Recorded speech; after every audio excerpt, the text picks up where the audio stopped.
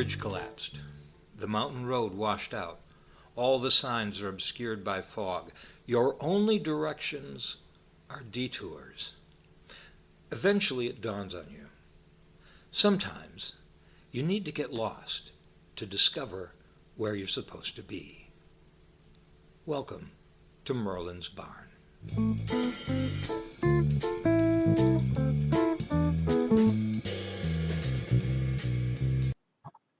Hello and welcome to Merlin's Barn, broadcasting to you from Fort Blankets, south of the Yukon. Tonight you have myself, Merlin. T, who regrets giving cats catnip prior to recording.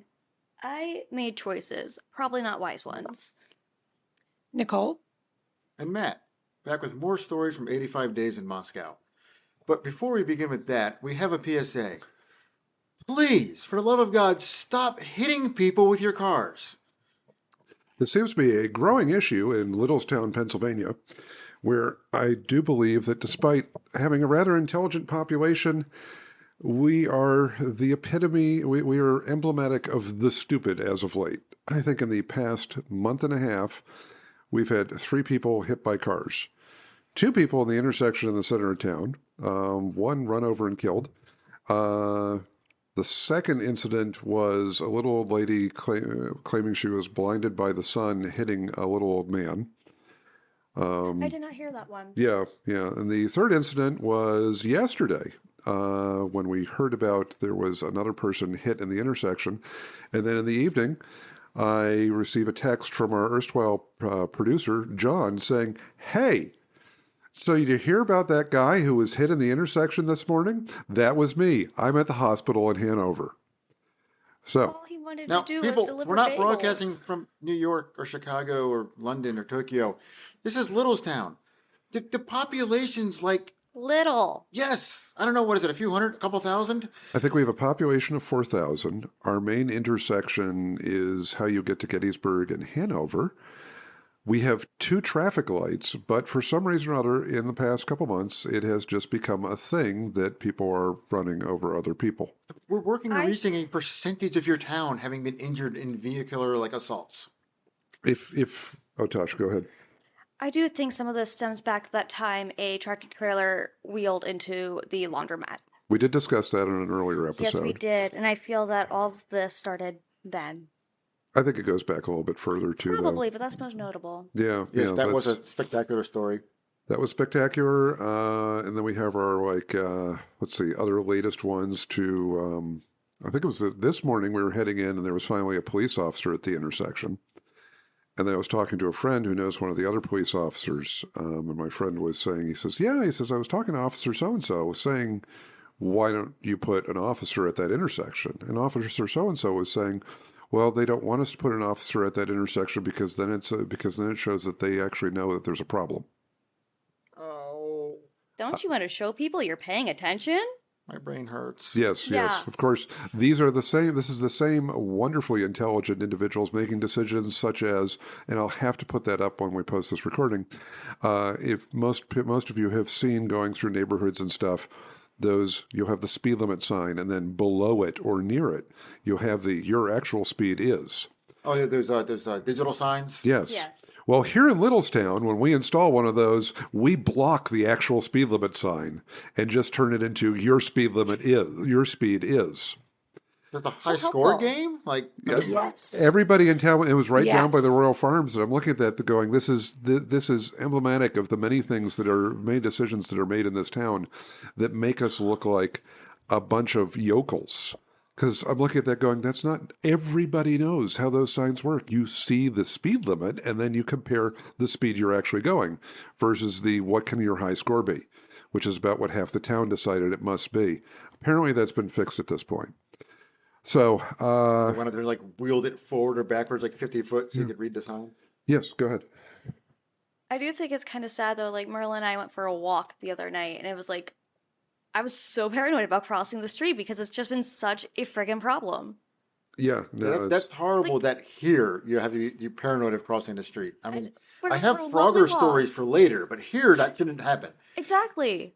it's a small town in the middle of nowhere, and people are getting run over regularly.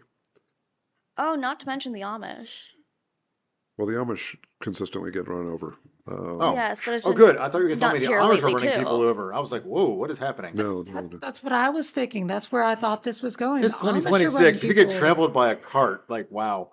Yeah, one of you those- can't hear that horse coming. It's one of those kids on Rumspringa with a cell phone or something like that. He's not paying attention. He's got the blinders on the horse and just takes you down at the town.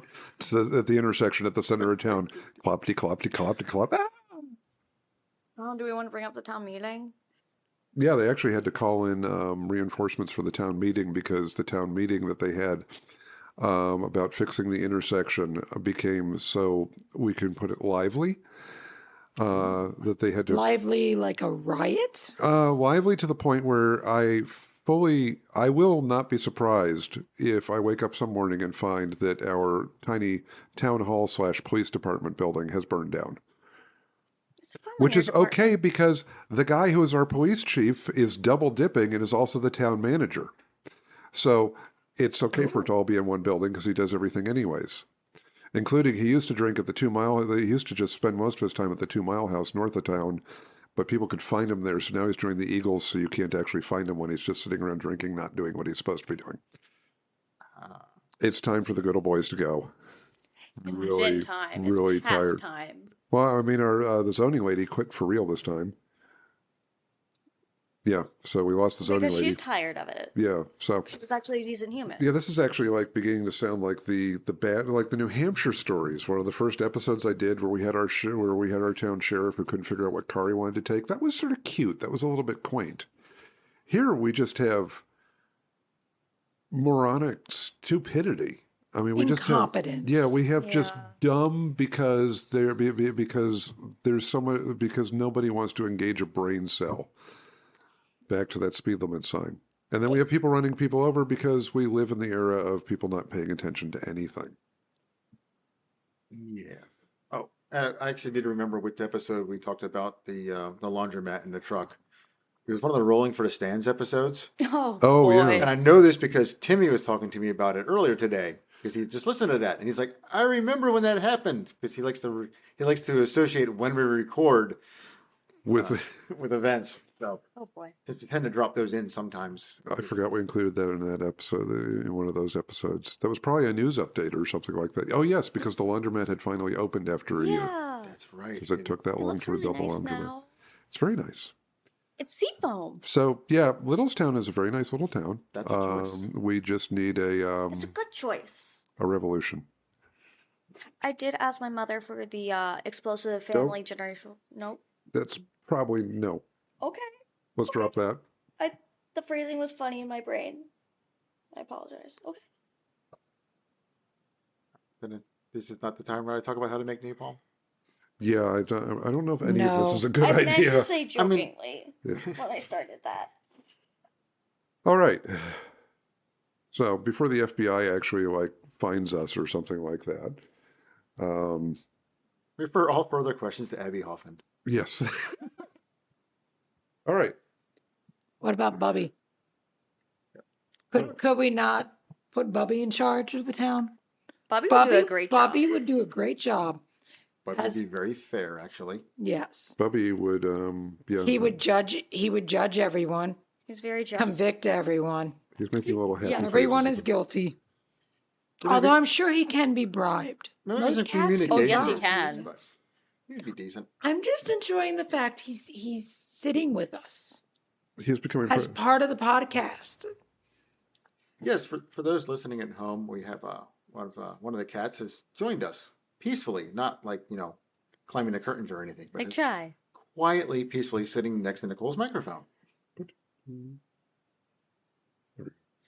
Pose for a photo. Okay. There we go. All right, moving on. Or glare at the photo. So actually some more stories from Moscow.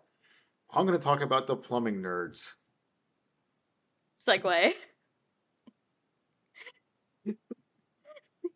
In all trades, in all the different trades, there are nerds, and there are plumbing nerds. Yes, apparently there are plumbing nerds. I walk among them. We're well aware. You're not Are one of there- them. You just walk among them. Are they related to the steam heating nerds or? Oh, very closely. Yes. Okay. Yes, okay, this that's what I was actually. figuring. But is there a heated rivalry between them? No, not here. There was not. That so, hurt. There's not enough of It them. was meant to. That hurt. So prior to going out, because I was going to be not really using much social media, so I'm going to get some reading in. And I was talking to a friend of mine that's a project manager who is out in Moscow right now. And I said, yeah, there's this book on this old book on steam heaters and radiators I plan on picking up to read while I'm there. Riveting. This. And there was, I couldn't remember the name of the book or the title of the book or the author right off. And at the time, Steve's like, hold on, I'll get back to you. I know the guy who wrote the Bible on steam heating. And he comes in like the next day, and he's like, it's Dan Holohan.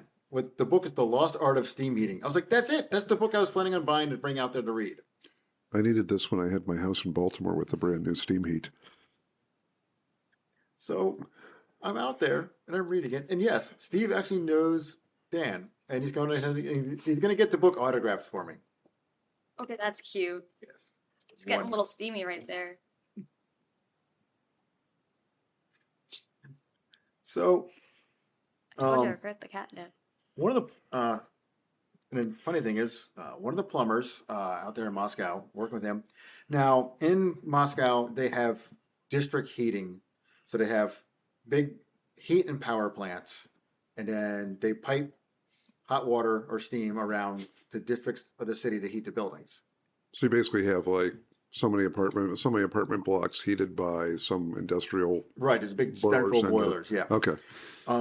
Which Dominic was talking to me about that. We're talking about that because, we're plumbing nerds discussing things. And he goes, yeah, it's really interesting. He says, it's 235 degree water. Which way? Fahrenheit. Okay. When does water become steam normally? 212 degrees. Okay. Just as a reference point, folks. So to keep it from turning into steam, it's under a great deal of pressure, actually, also. How thick are these pipes? Oh. Yeah, I was like, what? I was like, hold on. It's like, he goes, yeah, superheated water. He goes, yeah, they spend all summer inspecting, servicing, and welding up all the pipes. I was like, this is fascinating. It must be really interesting if there's a leak. Oh, Lord. I guess they find the leak really quickly. Yeah. Very Look, all the loudly, snow is melted possibly. there. Yeah, I would imagine so. It would be pretty catastrophic. It could be catastrophic. So because they have these central heating, it's not only have to have backup generators for some buildings, such as like the embassy, we have backup boilers. And at one point they were running the boilers, and I walked outside and I look up and I noticed smoke. I'm like, huh, that's interesting. You shouldn't see smoke if the boiler's running correctly. What do these run off of? Oil? Oil. Okay. Oil boilers. And it's like, you shouldn't see any smoke, or barely any smoke. So I was talking to Dominic later. I was like, yeah, one of the boilers isn't running right, is it? He goes, yeah, it's just, one of the burners isn't right, but we're only running it for a few hours, and they'll be in to clean it like next week. I was like, okay. So, because this is what plumbing nerds do. We just notice these things and just communicate this way. Well, for me as a mechanic, just driving down the road, I just do that. I just do that with any car that I see or do. Oh, I'm wow! sure you do. That one's got this. That one's geez, that's adjusted wrong because it smells funny. But you don't need to travel halfway around the world to find another nerd of your caliber. They're No, because everywhere. there's too many car guys. There's way too many of us. Plumbing nerds, though, that's not as common. I was walking through the concourse on New Year's Day when an electrician grabbed hold of me, and he's like, hey, you know about glycol, right? Because I have glycol in our chill water system. I was like, How did he know you were an electrician? How? oh, so he's one of their facility guys there. So Okay. I was Okay, like sorry this about that. random. Hey, I know you're. You're an electrician, aren't you? Oh, yes, I give You off look that the vibe, part. don't I? The electrician vibe. Bzzzt. electricians Electrifying. do. They leave a trail of wire strippings and sawdust and Yeah, they'll clean up. yeah. And I can see that, actually, especially after having Cody downstairs doing wiring work. they're confused by the sight of a broom. They don't know what to do with it. They don't understand what this thing is. Oh no. But so Richard was like, you know about glycol, right? I was like, yeah. Why? What's up? He says, we're having some problems with the snow melt system. Because there's a hot water and it's glycol to keep it from freezing. Glycol is like antifreeze. Yeah. Snow melt system for some of the places that are ramps in the sidewalks in the compound. That way you don't like slide down the ramp into ice and snow. So I spent a couple hours on New Year's helping Richard with that. It wasn't too big of a deal. It was just funny. It was like I was just walking through the concourse, like on my way, from the wood shop or something. And Richard's like, you know about glycol, right? Why? I am one of those glycol people. Yes, sir, I am. So, my last night there, I go out to dinner with Dominic and his wife Autumn, and we go to a neat little vegan cafe that I'd actually found. I have great sympathy for this woman. That's because you've heard the story already. Everyone else have great sympathy for her in a moment. She went to dinner with two plumbing nerds. She didn't know we were two plumbing nerds at the time. But she learned when you went out to dinner, I'm assuming. Very quickly, I'm also Yes. assuming. Well, shut up now. Well, it was nearer to dessert when she figured it out. It So does take a minute. it's a cafe, so it's cafeteria style. You take a tray, you select some food, you sit down. If you want something else, you go back and you order some more stuff. So we eat dinner, and we start talking, and somehow we're talking about, and Dominic and I start talking about the district heating and the 235-degree water, and somehow we got on to talking about radiant heat and radiators, and Dom says, I'm a big fan of the Dan Holohan books. I was like, really? I said, I was reading The Lost Art of Steam Heating. I said, Steve actually knows him. He's like, that's incredible. I said, I need to reread that one. He starts telling me about another book that had to do with, I think it was like radiant floor heating systems or something. I said, I'll have to check that one out. At this point, Autumn's like, I'm going to see what they have for dessert. It just walked off. I think Nicole's about to cry, and I can't tell if it's a good cry or a bad cry. This I is think she just There's a lot sympathizes of with Autumn. emotions this is happening. this make me think of a little bit of reading. Who's the guy who plays Ron Swanson? Who's the guy who plays Ron Swanson in Parks and Rec? Nick Offerman! Nick Offerman. I was reading a little bit of Nick Offerman's book, and he was talking about this one episode of Parks and Rec where they get like his favorite woodworker on, and he's having a complete geek out over that. That's what it's been. It's sort of almost like we need to get this guy Dan Houlihan. Oh, Dan Holohan? Dan Houlihan, and like have him on an episode so like you and a couple of the other plumbing nerds can just completely melt down. That would be awesome. He could sit there 500 going, people? what? Okay. The reason I was laughing is because I was picturing this conversation with you and Dominic, and I'm just picturing Autumn slowly just Disassociating, disassociate and then get up and leave. the eyes unfocusing, glazing I mean, over. Because I've been that person. that may have happened. I don't. Oh, wait! Breaking news: we have found a piece of a Matryoshka doll. Oh, wow. I think the rest is in the swamp. Okay, cool. All right, Not a keep going literal so we don't have swamp. dead air. A swamp, but not No. a swamp. No, not a swamp. The swamp. It is the swamp. It is the swamp. Yes, the rest of the doll is in the swamp, I believe. The swamp is my studio named for the Mash Swamp because it's just as much of a wreck. So, Nicole, what you described may have occurred, but I don't know because I was so focused in a conversation with Dominic that I think we became aware that the Autumn was still there when she said she was going to go find dessert and just leave us plumbing nerds alone. God, I know how that feels. Go find dessert and maybe a bar and people who don't talk about plumbing and things like that. But I will say that Autumn is a wonderful person. She actually brought back dessert for the three of us to go ahead and some sort of, I don't know what it was, some sort of dessert that we went ahead and we all shared. It was Nice. great. Okay, There are keep going, cats. but whatever this is. There are cats Merlin has left the room. being cats.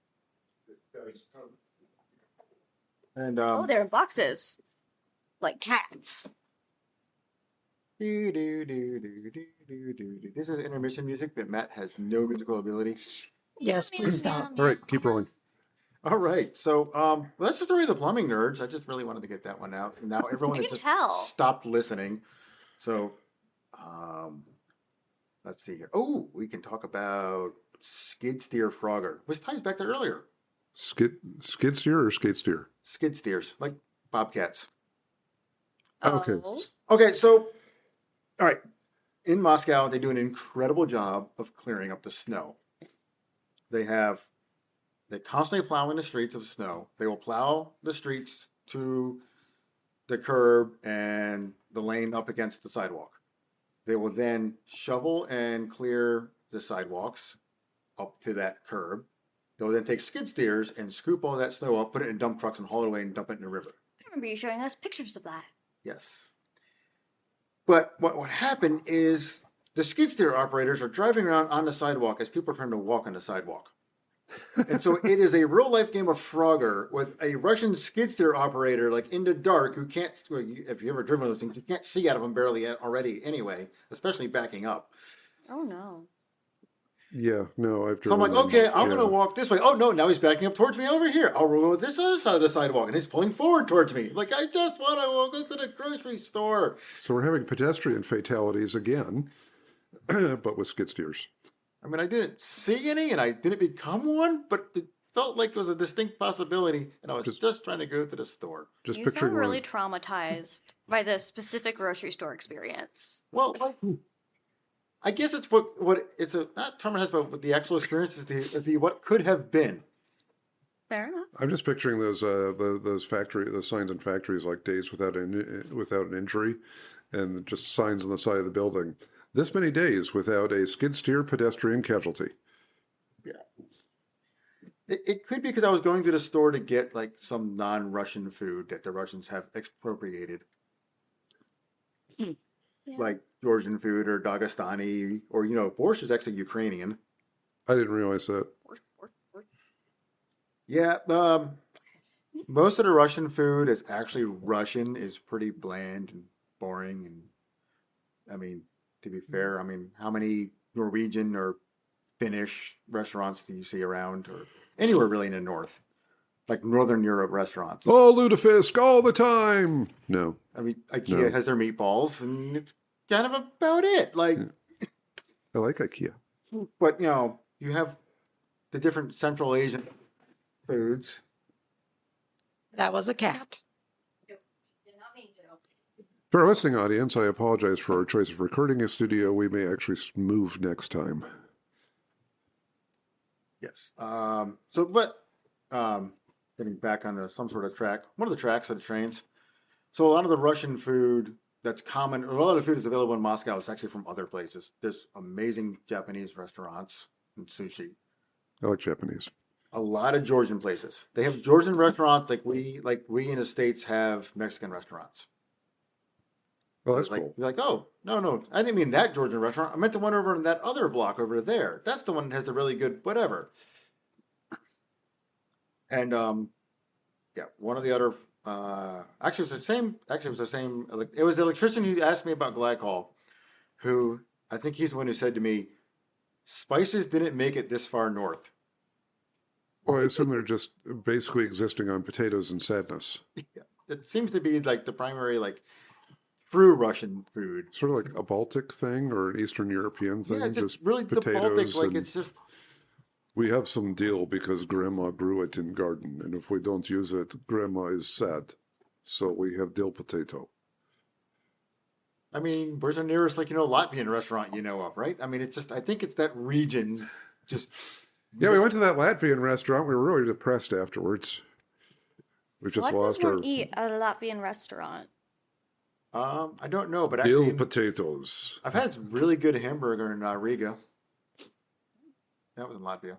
But yeah, a lot of Latvian food does seem just sort of sad. And dill and potatoes. Dill potatoes. More dill, pickles. Come on down to our Latvian restaurants. We will stare at you sadly and serve you up dill potatoes and hot water. Pickling food would have been an excellent way to preserve it. So a lot of their food probably ended up pickled so they could preserve it through the long winters. That is a Which fair is point. still kind of sad. But it would explain the sadness of their philosophy is it had to last all winter. Yes. Long winter is sad. Cultural analysis of dill potatoes, brought to you by Merlin's Barn. Feel the sadness within. Grandma was sad too. Is it just continental seasonal depression?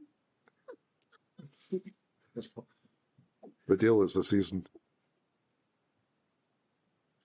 Fun fact, in Moscow, they don't have chicken Kiev. They just have chicken cutlets. Do you have to go to Kiev for the chicken Kiev? For it to be called chicken Kiev, I think so. They Oh, don't wow. call it chicken. It's the same thing. They don't call it chicken Kiev. I'm not even sure what chicken Kiev is. I think it's like the chicken with like the cheese in it. Oh, I thought that was cordon bleu.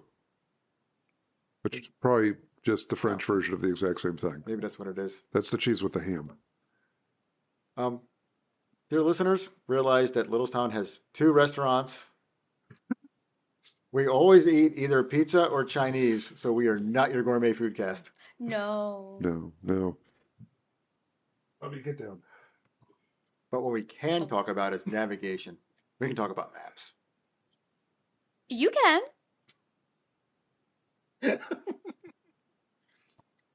Okay, so there is an app in Russia widely used called Yandex. It is their Uber Eats. It is their Google Maps, and a few other things kind of all rolled into one. It's called the Index? Yandex. Yandex. Yandex. What does that mean? No idea. Okay.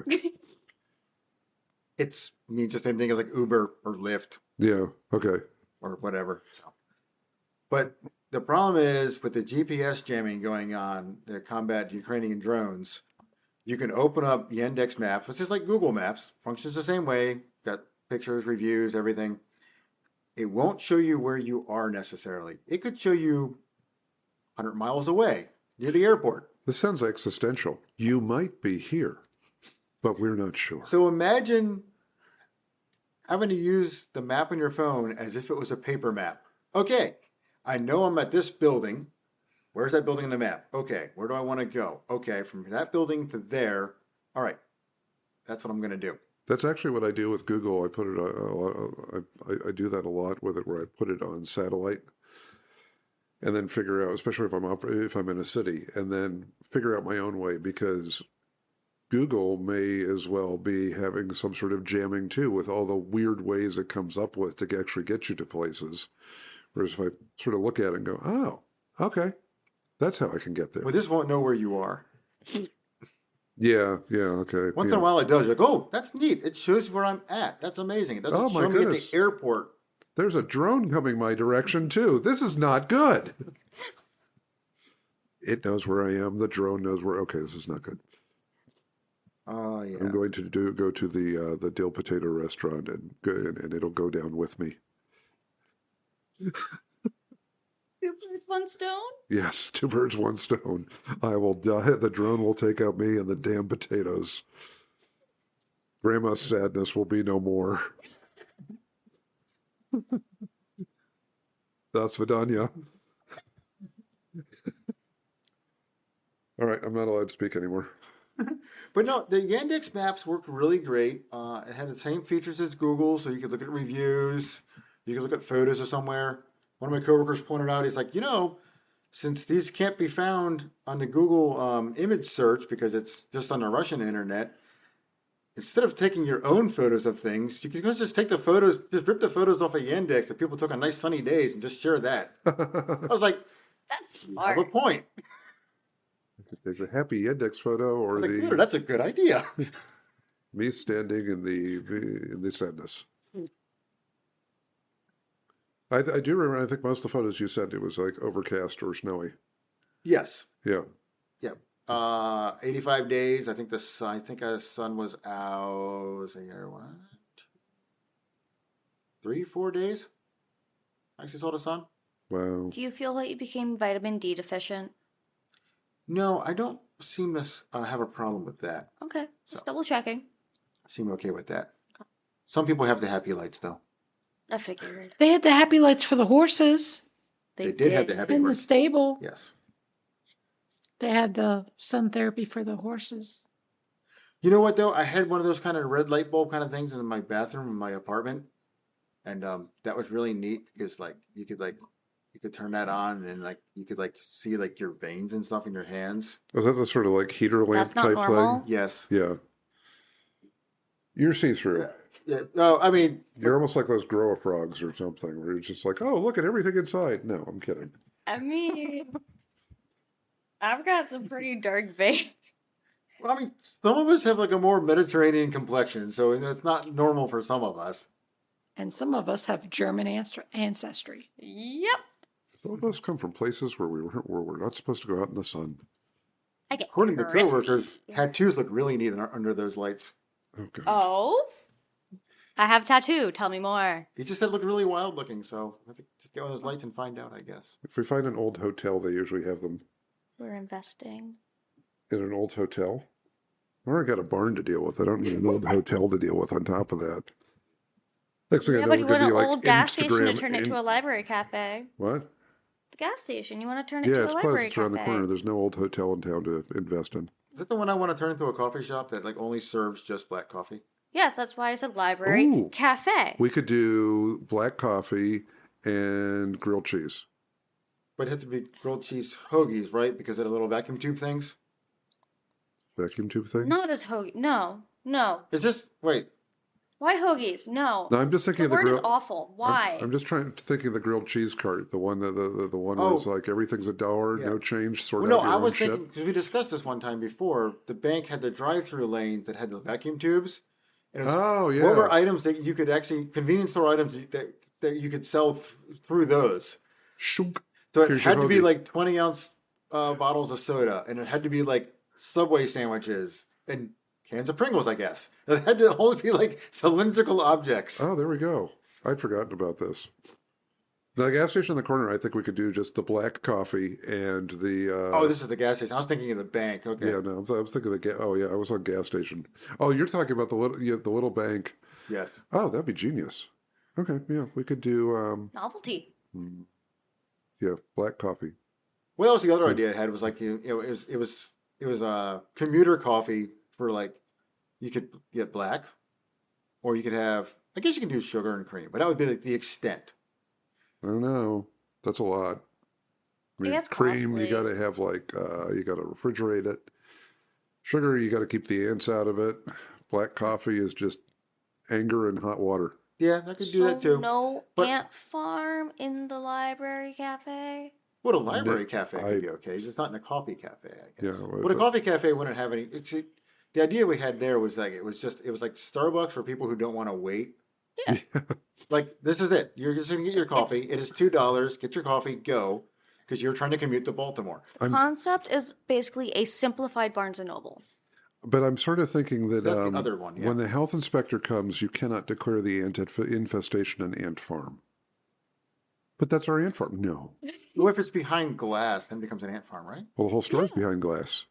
Oh, This is I am the debatable. ant farm. wait. Do you fill the whole thing with sand then? Nope, bad texture. Never mind. I'm out of this. Oh, Okay. Back on track. Um, Coming to you from glorious, warm, and sunny Moscow. So, okay, since we have cats have been a topic tonight. We'll talk. Well, one more cat we'll Cats. talk about. So, the Marine Security Guard detachment, the gunny sergeant in charge of the detachment, she had a cat, Oh, Nice. and she had to take the cat on a leash, like through the concourse, and go to the commissary and such. And it's just great. It was fun. And sometimes she could drop the leash, and the cat would kind of hang around, and sometimes the cat would kind of wander off and start to go dig into potted plants. It was just really cute. It was nice. Bubby's Other actually people good had on the dogs, leash. and she had a cat. I love that for her. Yeah, it was Klaus, wonderful. would you do that for me? Would I you? don't think Klaus. I don't know. Klaus might do it. Bubby's a leash cat. He likes it. He's like, And then at one point, we had a fire alarm go off in the chancery. oh, So everybody, fire alarm actually went off. Yeah. Did not know what it was. Turned out to be nothing, but we did not know at the time. So everybody evacuates, goes to the office building. In the lobby of the office building, we've got like 100 people milling around. They determine that, okay, the alarm came from one of the floors. There's no fire, there's no smoke. There's just this alarm has decided to go off for whatever reason. Does So it, okay, doesn't this fall under your purview of fixing everything? yeah, I was actually involved in it later, fixing it. Yes, but Can I ask you to compare this situation to another situation? okay. Is this situation better or worse than having to deal with toddlers who have woken up from their nap because a fire alarm has gone off at the school building? And now you have to rush a bunch of terrified toddlers without their shoes on Oh no, no, outside. I'll just stick with all the adults at the embassy. Thank you. Yes. Yep, I Even would if it too. was like 25 degrees out and I was in a t-shirt because I was working something inside and like and my jacket was like in another no, my jacket was in my apartment. My long sleeve shirt even was like in another office, so I just like went outside and just like and the marine's like, sir, do you have a jacket? I was like, nope, it's upstairs, so I'll be fine. Gonna Hopefully. have to be. It's either freeze to death or burn. I'm going to go with freeze to death. But they cleared the situation up and I think was it the facility manager? I don't remember who, but someone who was in charge of something was trying to get like the attention of 100 people milling around in this lobby to let them know we're still working on clearing the situation, but it is down to like only this floor of the embassy. Everyone can go back to their offices or back to your apartments or whatever. And he's not getting anyone's attention because it's just a manager trying to talk. Yeah. And then Gunny spoke and got everyone's attention. Oh. So Gunny went ahead and used her Gunny voice to get everyone's attention, to let people know that they can go back to work or back home. Powerful. I wanted love to her. clap for her. It was great. It was really a good thing. It's like anybody who's a former gunny or drill sergeant or anything like that can just come in and take control of the room. Yep. Yeah, and she's active duty Marine. You can just do it. Yep, yeah. So yeah, anyone out there who's ever who's ever been around a gunny will know what I'm talking about gunny voice. Yep, absolutely. So, any questions about Moscow? Because I think I'm running out of all the notes that I had. What was the coolest architectural thing you saw? Ooh, Because that you is are an architecture nerd. coolest architectural. I have to think about that a little bit. I got to say, the Bolshoi Theater was really, really incredibly impressive. Is that where you saw the cats? No, that was a different. That was the. I that actually was saw the specific cat Bolshoi is the theater. proper like national ballet theater. Yes, okay. That is There were like 2 theaters. yeah, that is like Tsarist era. Like it's pre-revolution. Oh. Yeah. Yeah. What do they call that sort of architecture? I can't remember. And of course, the Seven Sisters buildings, all the Stalinist Yeah. architecture. The Seven Sisters buildings are really neat. Is that brutalist architecture or? No, that is the neoclassical Stalinist. I've shared some photos before of like the similar buildings in Riga and also in Warsaw. Okay. I think Brutalist is like just post-Stalin, if I recall. Yeah, Actually, these that are makes sense. That's like 60s through Yep. 80s. Yeah. yeah the neoclassical kind of Stalinist is think the skyscraper and the first Ghostbusters. Oh, okay. Yeah. Yeah, Very rather sort of, impressive actually. Like really really neat looking buildings. pretty sort of 30s deco. Yeah, 30s deco, except a lot of them went up in the 50s because we're just a little bit They're behind. just catching up. Yeah, they're just catching up. I'm trying to think. 'Cause we I covered. have another question. Did you find the lost grave of the Romanov family while you did were not. there? Damn it. I failed to go looking for it. That would be like my first like top choice of things to see besides Lenin's body. Because I also did not see. I know it's a dumb tourist thing at this point, but I want to see the tomb more than him. It's made of lavender. I've been off about that for a long time now, but it makes me very happy. I just felt like we took a slightly dark turn. I'm named We're after. grave searching, and we're grave searching, and we're I'm named after Anastasia. What do you want from me? How do you tomb find- sightseeing. How do you find the lost grave of the Romanovs if it's the lost grave? It's technically not. Well, it's kind of not lost. We believe we found it. So it's the found grave of the Romanovs. Possibly. The possibly maybe found grave of the Romanovs, but might not be. Treasure of can't- Oak Island? Yeah, it's Yeah, beginning to sound like legit. we've got another show. We're going to film it in Russia. The possible, maybe lost grave, may be found of the Romanovs, but could be somebody else. I think it's got a ring to it. I think I with think some we got a careful show. editing, we could just go to New Hampshire to a nice birch grove and just film there and be fine. It looked about the same. We've got the moose too. Yeah. So Yeah, I no, think Caitlin Doty did a video on it like years ago at this point. But they were still like in the process of going over the remains that were found. But it was a pit in the right area, and there were some weird chemical traces, and the bones were kind of junked up. okay. So it has possibly been found. what is a junked up bone? I think the bones were kind of desecrated, Oh, like broken or something.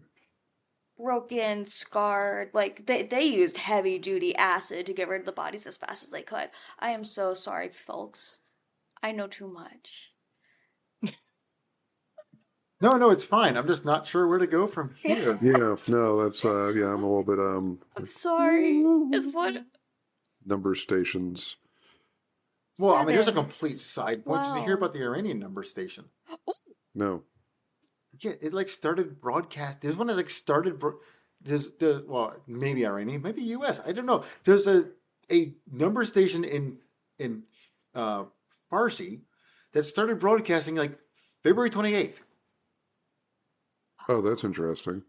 Yeah, I was actually reading up on it on Substack. We don't get new number stations, and folks, this will be another episode that we're going to do. In Yeah, well, fact, that's just it. It's a new number station. It's like that's that different. doesn't happen. No, What it is a doesn't. number Ever. station? Well, Okay, Which of us tells her? who can do it in the most concise way possible? Not me. I guess I could do it simply without making it into, because we'll end up doing an episode on it.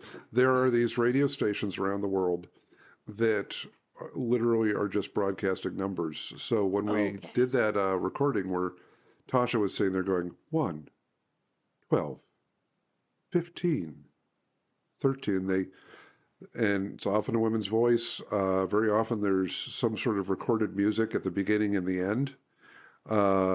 They change. Some of them change. Some of them have been doing the exact same set of numbers for 50 years. wow. Certain And timed intervals. yeah, different timed intervals. There's all sorts of theories on their purpose. Some of them come Sleeper and go, cells. but there hasn't been a new one. And a new, yeah, Yeah. They're very, very creepy. And the voice is usually that sort of just monotone 12, 14, 26.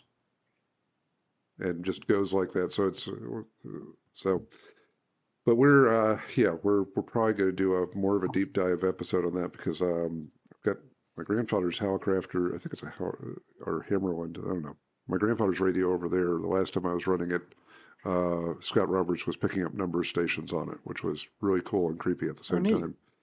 So that's a preview of a episode we'll probably do in the next few months because it's come up in our discussions several times as of late, and we think we can do a good job with it. Just need actual research time. Yeah, we'll figure it out. Yeah. All right. Anything else about your time at the embassy? I think that's it for now. I'm sure I'll have more stories that come up and interlace and other things. Yeah. Cool. What was the weirdest? Not, I guess, from your point of view, like most different cultural, like, does that? I don't know how to ask what I want to ask and make it come out eloquently. Oh no, it's quite all right. So yeah, I mean, cultural What's the most differences. different, like culturally, that like shocked you? There we go. I'm not really sure. So actually, it's almost what? Okay, so A light bulb went probably off. the most is the government propaganda concerning the war in Ukraine. That's fair. To walk into a museum space and see just side by side, or see on the street, signs on the street and a pedestrian street, just placing side by side photographs from May of 1945 and liberation of Nazi Germany, and just putting that side by side with current day Ukraine, and making that association as the propaganda, just straight up, we are going to liberate Ukraine from Nazis like we liberated Germany from Nazis in 1945. Wow. That is Yeah, absolutely the government line, and it is in museums, it's on the street, and that was just like, okay, wow. Yeah. Huh. Well, Okay.